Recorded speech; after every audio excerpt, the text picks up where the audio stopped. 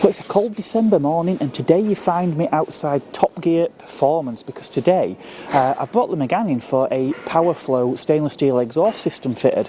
Now, the realm of custom exhaust is not something I've really ever looked into before, but the reason we're here, basically we've got a 25-year-old car where OEM equipment is getting difficult to source. We'd already put a pattern part rear silencer on the car, which is of not the greatest fit, shall we say. Sometimes it knocks and taps, and you can make adjustments to the hanger, but you stop it knocking in one place and then it knocks somewhere else. On top of that, the section in front of that had already had one small hole welded up, and it was showing signs of corrosion in other places. So did a little bit of research, and we find ourselves here today. Some rather interesting cars here as well. As you can see, we've got this fantastic Porsche. Really nice to see that when I came in this morning. There's also a lovely Sierra Sapphire in there on the ramps having some work done as well. But yeah, they can do pretty much anything you want here. You can have it as loud or as quiet as you want. You can have something that looks fairly OEM, or if you want something that looks really customised with sort of special exhaust tips and all that kind of thing, you can have that done as well. Anyway, it's icy cold out here this morning. It actually took me longer to de-ice the inside of the windscreen than it did the outside this morning. I can hear them busy hard at work inside behind this roller shutter, so let's take a trip inside and see how they're getting on.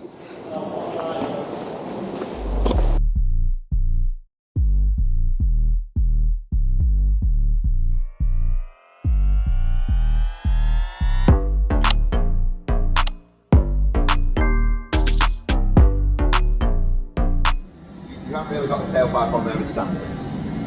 So it's just pipe, that was obviously just on the end of it at the moment. So obviously you can put anything in there what will fit in the cutout.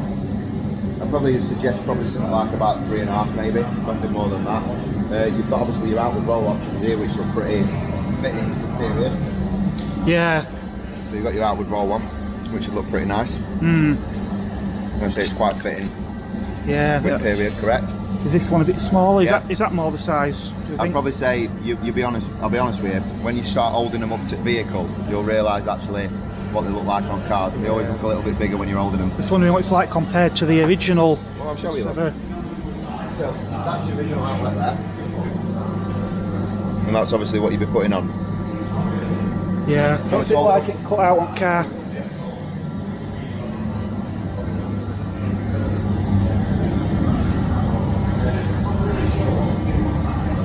Yeah, I think we've found a winner. Yeah. You've obviously got the outward roll option there. The inward roll option is probably a little bit plain on it. Yeah. Like I say, you have got the. I know obviously you're wanting to go for the OEM plus sort of look. Yeah. I mean, like I say, you've got these sort of options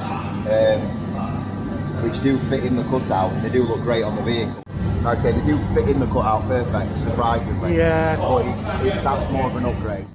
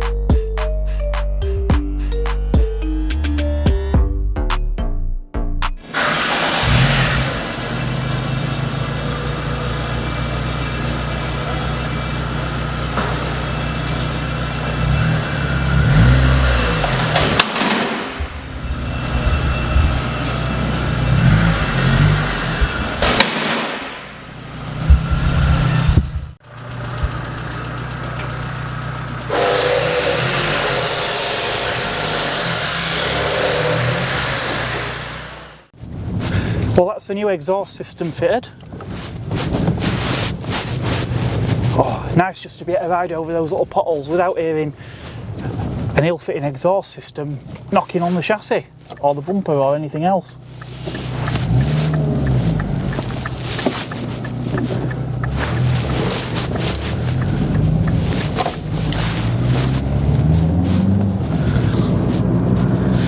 would have liked to have been able to show you a bit more of the process, but unfortunately, because it's an active workshop, they really can't have people wandering around in there. So one of the lads was kind enough to get a few shots with the camera for me, just to show part of the fabrication process.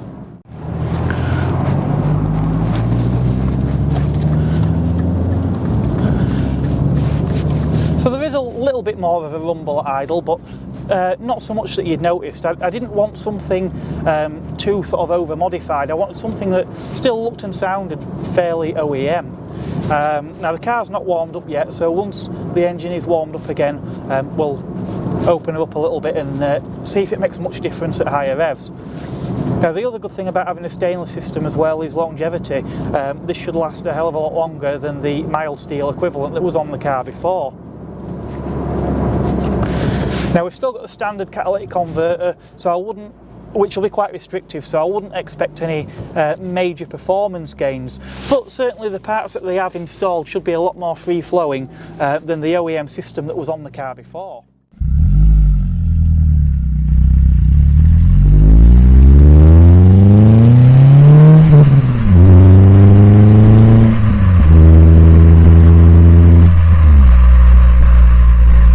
But a 50-mile-per-hour cruise at sort of 2,250 RPM. Yeah, still fairly hushed, which is what I wanted. If I am going to take this car on any longer trips, the last thing I want is something that sounds like a cherry bomb droning away behind me.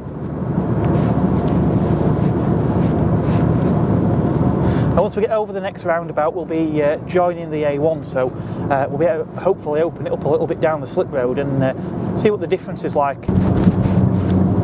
See what we're like on that down change.